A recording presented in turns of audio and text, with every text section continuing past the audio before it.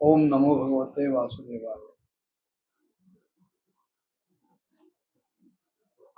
जड भारतांचं बोलणं ऐकलं आणि राजा रघुगण म्हणाला, देवा भगवंता, माझा तुम्हाला अनेक वार नमस्कार असतो, कारण जगताचा उद्धार करण्यासाठीच आपण हा देह धारण केलाय आणि आपण परमानंदमय अशा स्वस्वरूपाचा अनुभव करूनच ह्या आपल्या स्थूल देहाबद्दल अत्यंत उदासीन झालेले आहात. आणि त्याचप्रमाणे एका जड अंध मूक बधिर अशा ब्राह्मणाच्या वेशात आपल्या नित्य ज्ञानमय अशा स्वरूपाला सामान्य लोकांच्या दृष्टीतून झाकून ठेवलेलं आहे. त्यांच्या दृष्टीत मी स्वतःला पडू देत नाही. खरोखर माझा आपल्याला वारंवार नमस्कार असो. भगवंता, ज्याप्रमाणे ताप आलेल्या, ज्वरानं तप्त झालेल्या एखाद्या पीडित रोग्याला त्याला दिलेलं गोड औषध हे अमृतासारखं वाटतं, किंवा कडक उन्हातून चालून आल्यानंतर जो त्यात उन्हामुळे त्रासलेला आहे अशा माणसाला साधं गार पाणी जरी दिलं तरी ते अमृतासारखं वाटतं. त्याचप्रमाणे मला सुद्धा आपण आतापर्यंत जे काही मला सांगितलं हे आपलं सगळं बोलणं अमृतमय अशा औषधीसारखं मला वाटतं. त्याचं कारण असं आहे की माझी जी विवेक बुद्धी आहे त्या विवेक बुद्धीला देहाभिमान रूपी महाविषारी सर्पानं दंश केलेला आहे. आणि त्यामुळे माझ्या ठिकाणी ही मगाशी प्रकट झालेली भेदबुद्धी निर्माण झाली. माझ्या ठिकाणी जे काही संशय निर्माण झाले त्यांचं निराकरण मी नंतर करून घेईनच. पण आधी आपण आत्ता जो काही मला अध्यात्म मार्गातला उपदेश केला तो जरा आणखीन सरळ सोपा सुलभ करून सांगितला तर मला समजायला ते सोपं पडेल आणि तसं ते समजून घ्यावं यासाठी माझ्या मनात म्हणाले खूप उत्कंठा लागून राहिली आहे.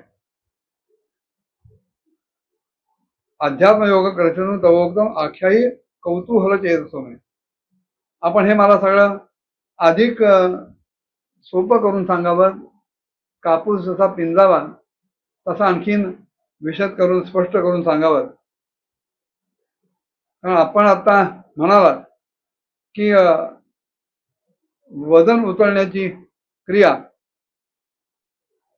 आणि त्याच्यातून मिळणारं श्रमरूप फळ हे दोन्ही सुद्धा प्रत्यक्ष असून सुद्धा लौकिक व्यवहारात आपल्याला अनुभवात येऊन सुद्धा व्यवहाराच्या दृष्टीने ते खरं वाटतात, पण वास्तवात ते सत्य नाही. तत्वविचाराच्या समोर याच्यातलं काहीही टिकत नाही. त्यामुळे ह्या विषयामध्ये माझं मन म्हणाले खरंच भरकटत राहतंय, मला हे काही कळत नाहीये. तेव्हा आपण आत्ता जे काही हे सांगितलं त्याचं मर्म मला उलगडून सांगावं. त्याच्या बोलण्यावर जडभरत म्हणाले, अयन जन्म नाम चलन पृथिव्यां यः पार्थिव पार्थिवकस्य हेतोः तस्यापि चांघ्र्योरधि गुल्फ जंघा जानूर मध्योर शिरोधरानुसार.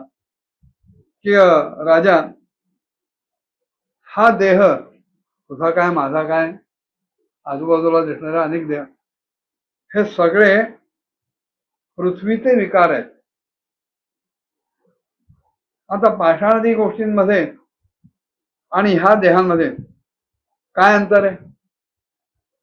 पण जेव्हा काही कारणानं काही निमित्तानं हा देह पृथ्वीवर हिंडायला लागतो, चालायला लागतो,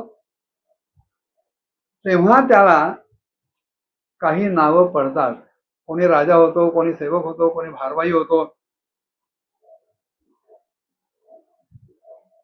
मग ह्या सगळ्या माणसांना 2 पाय आहेत, 2 हात आहेत, 2 गुडघे आहेत, घोटे आहेत, कंबर, जांग, वक्षस्थल, हे सगळं त्या सगळ्यांची अंग आहेत.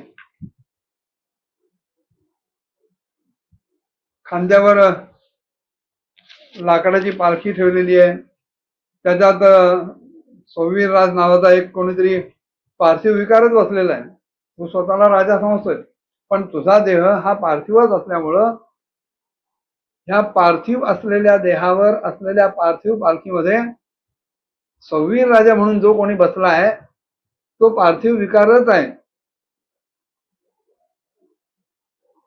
फक्त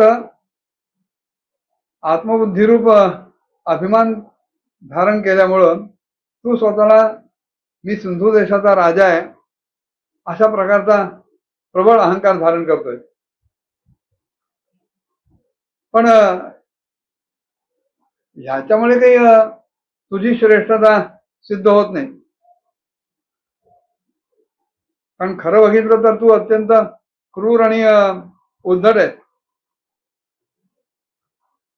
तू ह्या दीनदुबळ्या गरीब भोयांना वेठबिगारीमध्ये अडकवलेत आणि त्यांच्या खांद्यावर तुझा पालखीचा दांडा तू ठेवलाय आणि पुन्हा तू महापुरुषांच्या सभेमध्ये मोठमोठ्या गप्पा मारायला चाललाय की मी लोकरक्षक आहे, राजा आहे, प्रजारक्षक आहे. हे काही मला तुला शोभा देत नाही. चिखलाच्या एका गोळ्यावर दुसरा चिखलाचा गोळा ठेवला, आणखीन त्याच्यावर तिसरा गोळा ठेवला म्हणून काही चिखलाला किंमत येत नाही. अशा प्रकारे पृथ्वी शब्दाचा व्यवहार सुद्धा हा मिथ्याच आहे, तो काही वास्तव नव्हे, सत्य नव्हे. कारण उपादान कारण रूप असलेले सूक्ष्म परमाणू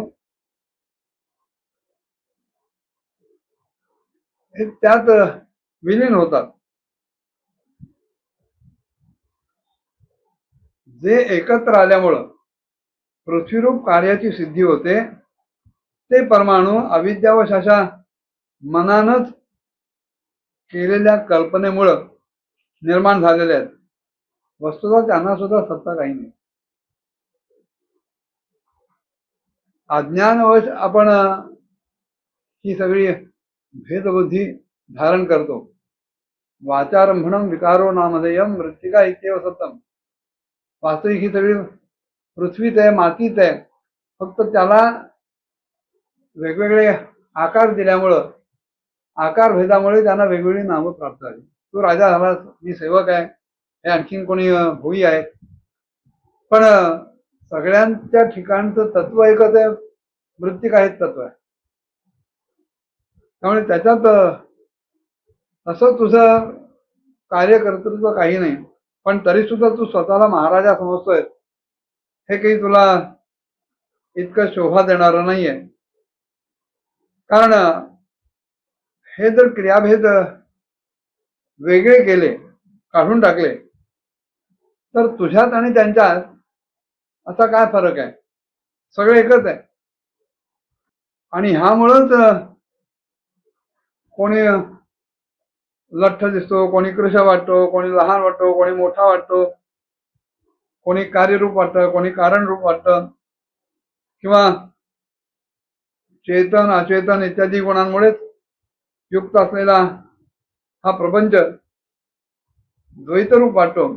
आणि त्यामुळं द्रव्य, स्वभाव, आशय, काल आणि कर्म इत्यादी नामांमुळं हे वैविध्य दिसतं.